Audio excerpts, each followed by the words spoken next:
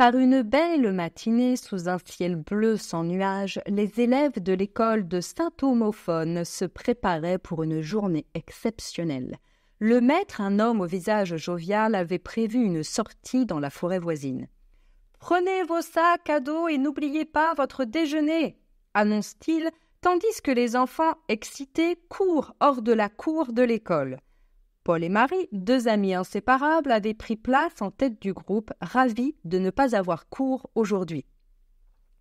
Ils marchent le long du pré en passant près des vieux pins et des haies qui délimitaient les champs. Ils mangent du pain avec un morceau de chocolat près des arbres et prêts à chanter. Ils chantent un chant entre deux bouchées que même les oiseaux ne comprennent. Le vent souffle doucement, apportant avec lui des odeurs de nature et de liberté.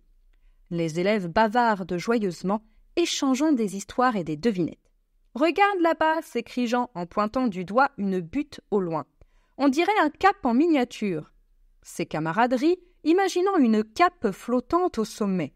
Ils continuent leur chemin avec pour seul but s'amuser. Ils passent près d'un vieux puits abandonné, puis, arrivés à destination, ils posent leurs sacs et se préparent à explorer. Paul et Marie se mettent à chercher des cèpes sous les arbres, espérant en trouver des gros. Pendant ce temps, Sophie et Claire décident de monter la tente pour le déjeuner. Un peu plus loin, Pierre et Lucie ont trouvé un vieux seau rouillé avec un seau qu'ils pensent reconnaître. Ils s'amusent à imaginer qu'il s'agissait d'un précieux trésor caché par des pirates et brandissent leur trouvaille en faisant des sauts dans l'air. Pendant que les enfants errent dans cette nature, le maître, avec un mètre à la main, mesure la distance entre les arbres pour organiser un jeu de piste. « Vous devez trouver le chemin jusqu'à l'hôtel de la forêt, » explique-t-il. « Mais attention, ne vous perdez pas dans les différentes voies. Si besoin, donnez de la voix et je vous retrouverai. Je sais que vous allez réussir. Personne ne s'est jamais perdu. Au pire, gardez votre sang-froid, sans quoi on ne s'en sortira pas. » Une fois le jeu fini, le déjeuner se déroule dans la bonne humeur. « Ma foi, » se dit le maître, « j'ai une bonne idée en organisant cette sortie. C'est un très bel endroit. Cette fois, la journée sera exceptionnelle. Je devrais en organiser davantage, puisqu'il y a beaucoup d'avantages. » Pierre raconta comment il avait vu une famille de rennes traverser un champ pour rejoindre leur repère. Il avait mémorisé un repère pour les retrouver plus tard. Tandis que Claire, la reine du jeu de piste, décrivait le chant mélodieux des oiseaux qu'elle avait entendus.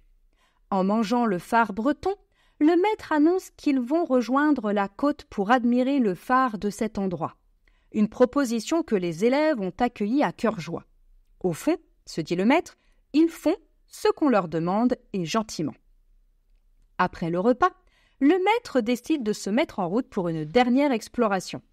Il traverse des clairières, escalade des rochers et longe des rivières. Les enfants se baladent, chantent une ballade, formant ainsi un chœur harmonieux. Ils atteignent finalement l'hôtel où ils passeront la nuit. But atteint, quelle belle journée, quel beau groupe d'enfants joyeux. Cette nuit, il faut qu'elle soit douce comme de la soie pour que tout le monde soit reposé demain. Le retour à l'école se fit dans la joie et les rires.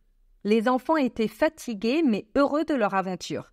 En arrivant, ils remercièrent le maître pour cette journée inoubliable. « Je suis fier de vous, » dit-il en souriant. « Vous avez montré du courage, de la patience et surtout un merveilleux esprit d'équipe. » Et ainsi, la journée se termina sur une note positive, remplie de souvenirs et de nouvelles amitiés forgées dans les bois de Saint-Homophone.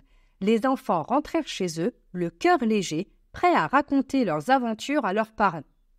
Et ainsi s'achève cette histoire pleine de vie.